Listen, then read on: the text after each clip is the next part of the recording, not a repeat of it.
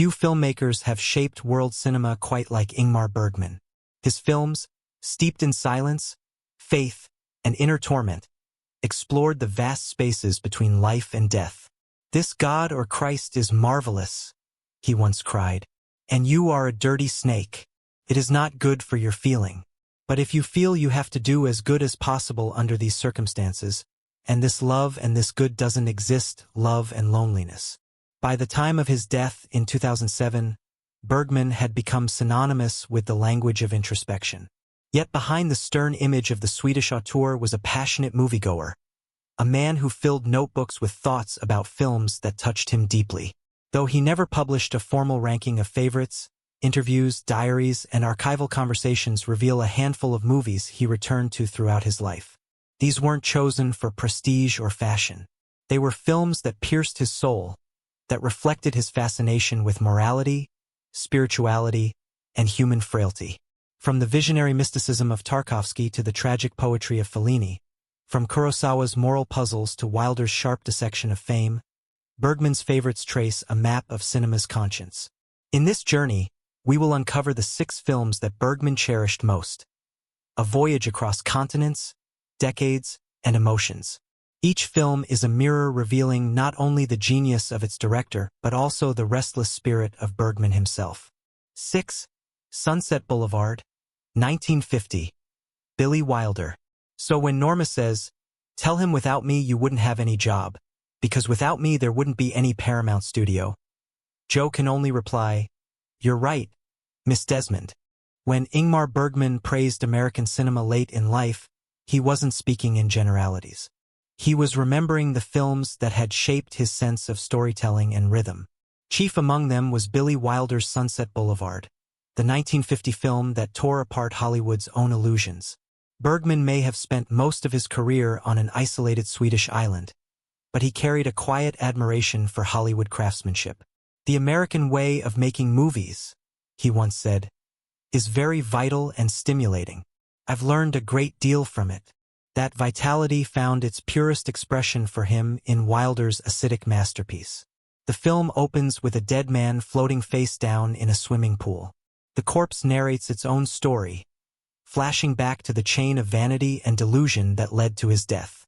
Joe Gillis, a down-on-his-luck screenwriter, hides his car in the garage of a decaying mansion on Sunset Boulevard and meets Norma Desmond, a silent film queen who never accepted that the world moved on.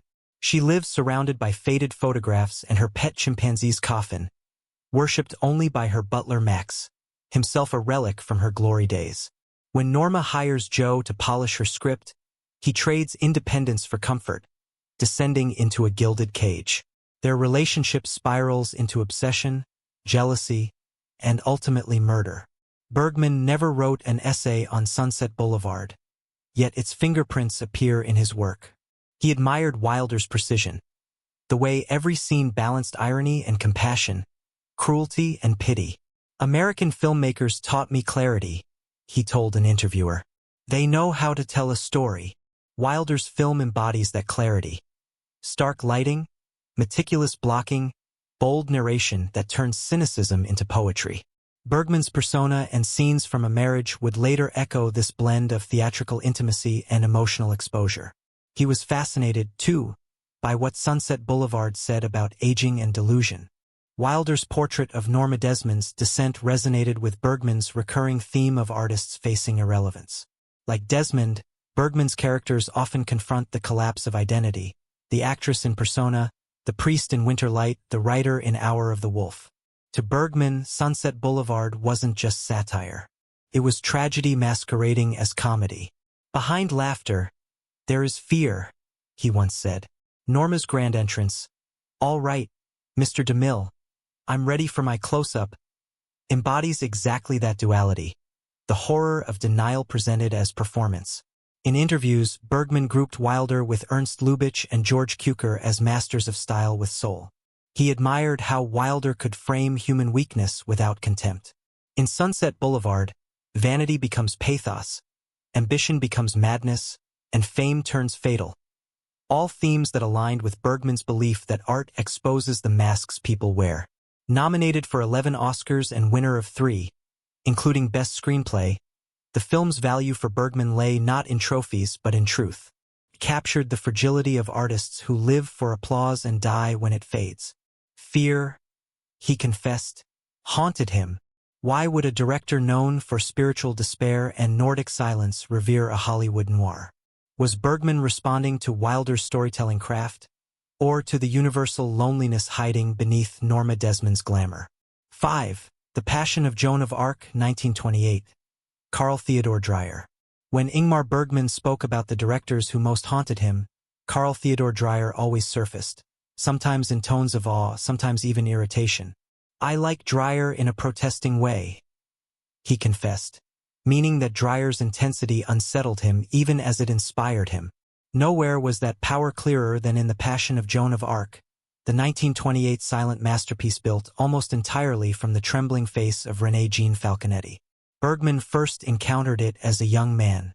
The film's raw spiritual energy would reverberate through his own career for decades. Dreyer tells the story everyone knows, the trial and execution of Joan of Arc, but strips away all spectacle. There are no battlefields, no sweeping vistas, only faces. Joan's face, pale and luminous, fills the screen as she is interrogated by clergymen whose features twist between piety and cruelty.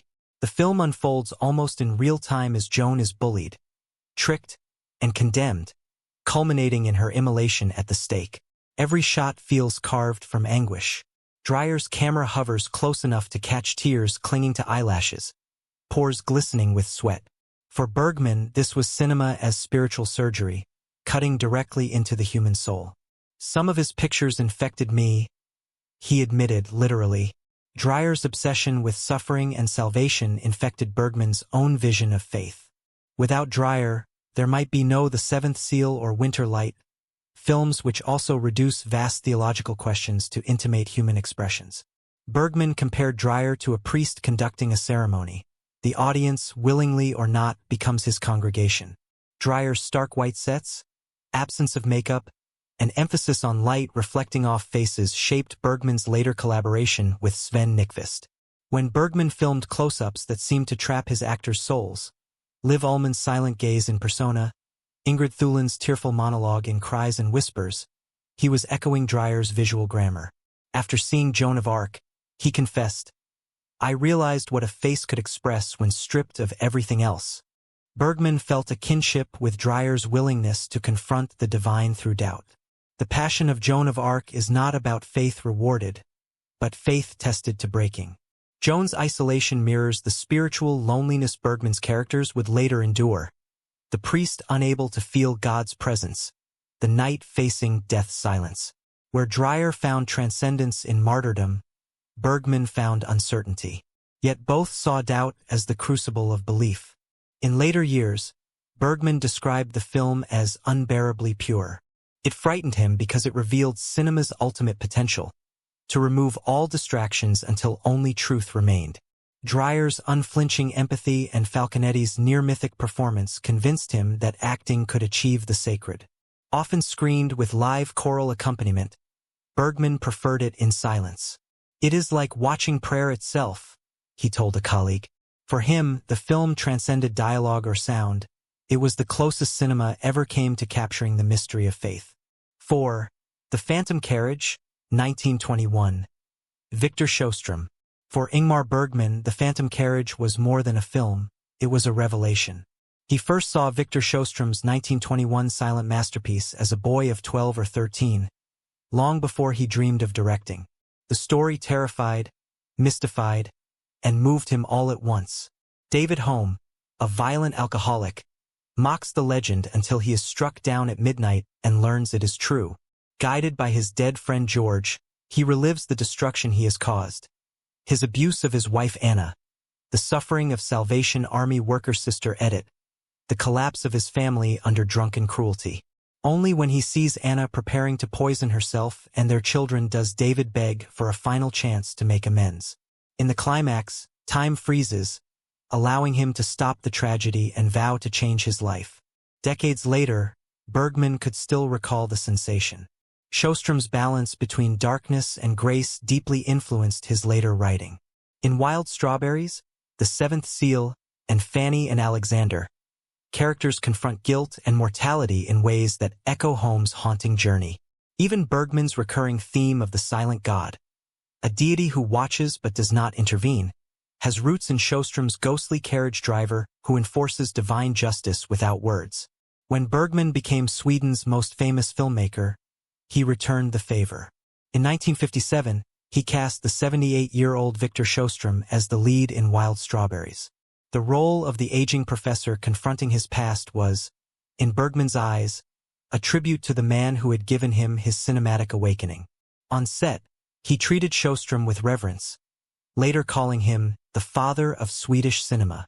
In Bergman's personal office, a framed still from the Phantom Carriage hung for decades, a constant reminder of the movie that opened his eyes to the power of film. He believed Sjöström's fusion of realism and the supernatural proved that art could bridge the physical and metaphysical worlds. By the end of his life, Bergman still spoke of the film with undimmed awe. "It's not about ghosts," he said softly. "It's about the soul." 3. Rashomon, 1950. Akira Kurosawa. When Ingmar Bergman first saw Rashomon, he knew he was witnessing a turning point in film history.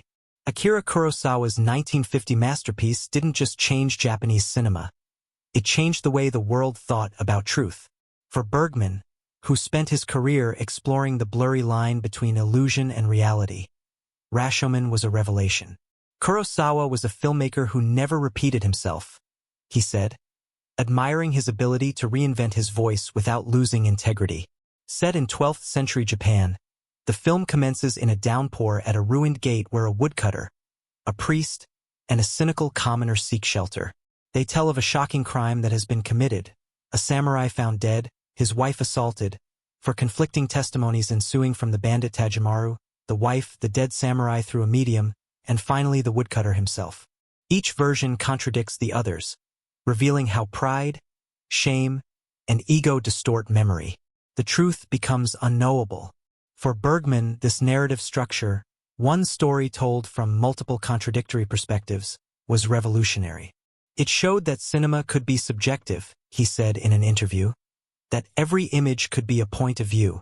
That idea echoed through Persona and Cries and Whispers, where he explored fractured identities and unreliable memories. Both directors were obsessed with human perception, what we see, what we hide, what we choose to believe. Beyond structure, Bergman loved Kurosawa's emotional depth, a way philosophy balanced with visceral energy. Dazzling sunlight through forest canopy, shifting camera angles, and bold editing rhythm gave the film hallucinatory intensity. "He paints with movement," Bergman said. "Each frame breathes with life, even when it tells of death." Cinematographer Kazuo Miyagawa used shafts of light and shadow as metaphors for truth itself, a technique Bergman later echoed with Sven Nykvist. Thematically, Rashomon resonated with Bergman's spiritual skepticism. Morality and truth are fluid, shaped by perspective. Priests losing faith, lovers caught in lies, artists blinded by ego. The human being is the greatest mystery, Bergman remarked. We live behind our own masks. In that sense, Rashomon and Persona are cinematic siblings, forcing audiences to confront the chaos beneath human identity. Bergman also admired Kurosawa's discipline across genres, samurai epics, thrillers, intimate dramas, while maintaining emotional honesty. He was never enslaved by his own style, Bergman noted. That's what makes him great. In the end, Rashomon left Bergman humbled and inspired. Cinema could mirror the uncertainty of life itself. Truth like light through leaves, always shifting. 2. La Strada, 1954. Federico Fellini. Bergman and Federico Fellini were two sides of the same cinematic coin. One probing despair and silence, the other exalting life's chaos and color. Though their worlds looked different, Bergman adored Fellini's imagination. I love him both as a person and as a director, he said. His films give me childlike joy. Among them, La Strada held a special, enduring place in his heart. Released in 1954, Fellini's bittersweet parable tells of Gelsomina, a simple young woman sold by her mother to the cruel strongman Zampano. They travel Italy's back roads, performing circus acts for coins. Gelsomina's innocence collides with Zampano's brutality, yet her purity touches everyone, especially Il Motto, the carefree tightrope clown who believes everything has meaning, even a pebble on the road. When Zampano kills Il Motto in jealous rage and later abandons Gelsomina, she wastes away, her spirit broken. Years later, Zampano hears her song on a seaside breeze and breaks down sobbing. A rare glimpse of grace from a man consumed by pride. For Bergman, La Strada was far more than melodrama. It was an act of faith in humanity. He revisited it late in life, saying it restored his belief that cinema could still move him. Fellini's fusion of tragedy and innocence struck a chord with the Swedish master whose own films hover between cruelty and compassion. Fellini's world is the world of the soul, Bergman wrote. Terrifying, beautiful, and absurd. He joked that Fellini lived closer to heaven while he himself dwelled in the cellars of the soul. Watching La Strada, he admired how Fellini transformed pain into poetry without cynicism. Gelsomina's haunting trumpet theme, composed by Nino Rota, embodied for Bergman the possibility of redemption through art, music expressing what dialogue never could. Their friendship was real. They met at festivals, exchanged letters of admiration. Fellini said Bergman's discipline would bring him back to earth if he got lost in fantasy. Bergman admitted Fellini reminded him not to fear wonder. "We are both children," he said. "Only his toys are brighter." Bergman, who spent decades dissecting guilt, was deeply moved by the film's redemptive arc. 1. Andrei Rublev, 1966. Andrei Tarkovsky. If one filmmaker touched Ingmar Bergman on a spiritual level, it was Andrei Tarkovsky. Bergman never hid his admiration. "Tarkovsky, for me, is the greatest," he declared. He moves naturally in the room of dreams. Among all Tarkovsky's films, Andrei Rublev stood out as the one that left Bergman encouraged and stimulated, as if Tarkovsky had found a cinematic language Bergman himself had always searched for but never fully discovered. Released in 1966, Andrei Rublev is not a conventional biopic. Instead of a straightforward chronicle of the 15th century icon painter, Tarkovsky crafts a sprawling mosaic of episodes: war, faith, despair, rebirth, set against the brutality of medieval Russia.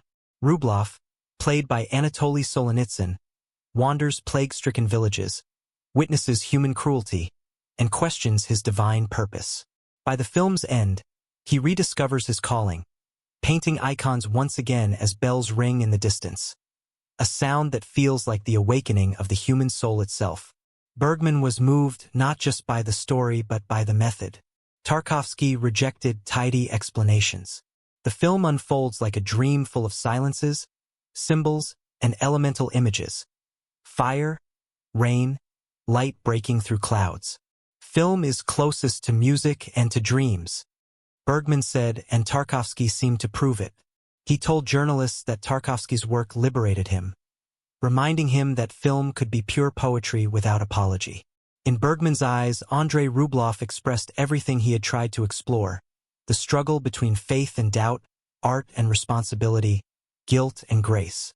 Tarkovsky's monk, like Bergman's priests in Winter Light or the Night in The Seventh Seal, confronts the silence of God. Yet Rublev ultimately finds peace through creation. That message was deeply comforting. "Tarkovsky gives me faith in cinema again," Bergman confessed. The film's visual grandeur impressed him. Long takes, meditative pacing, every frame alive. Tarkovsky could film wind rippling through grass and make it feel transcendent. Andrei Rublev, Bergman believed, turned suffering into a sacred act of seeing, a prayer in motion. He saw parallels between himself and Tarkovsky, both perfectionists obsessed with time, memory, and the human soul. Where Bergman wrestled with the absence of faith, Tarkovsky radiated belief. "He made me realize that cinema could reach beyond despair," Bergman told a colleague in the 1980s. Watching Andrei Rublev was like standing inside a cathedral built of light. Asked late in life if any film had truly changed him, Bergman answered without hesitation: "Andrei Rublev. It was not just a masterpiece," he said. "It was a revelation." As Ingmar Bergman approached the end of his life, his reflections on cinema revealed not arrogance but humility. He never saw himself standing above other filmmakers. Instead, he looked back in awe at the artists who had moved him, those who spoke a visual and emotional language he longed to master. His list: Andrei Rublev, La Strada, Rashomon, The Phantom Carriage, The Passion of Joan of Arc, Sunset Boulevard, reads like a roadmap of cinema's soul. From Tarkovsky, he learned that film could function as a prayer. From Fellini, that it could sing like a carnival. From Kurosawa, that truth is slippery and endlessly debatable. From Dreyer, that faith could be stripped bare. From Sjostrom, that the silent image can speak louder than words. And from Wilder, that even cynicism and satire can hide a desperate yearning for meaning. These weren't just movies Bergman admired, they were conversations he continued throughout his career. You can feel The Phantom Carriage echoing through Wild Strawberries, La Strada in Through a Glass Darkly, Andrei Rublev in Fanny and Alexander. Each film he loved was a mirror reflecting his obsessions. The loneliness of faith, the fragility of art, the terror and beauty of human connection. Bergman often said that when he died, he hoped to wake up in a movie theater showing films by the masters he admired. Perhaps that is exactly what happened. His spirit forever seated among the flickering lights of cinema's history, watching and learning.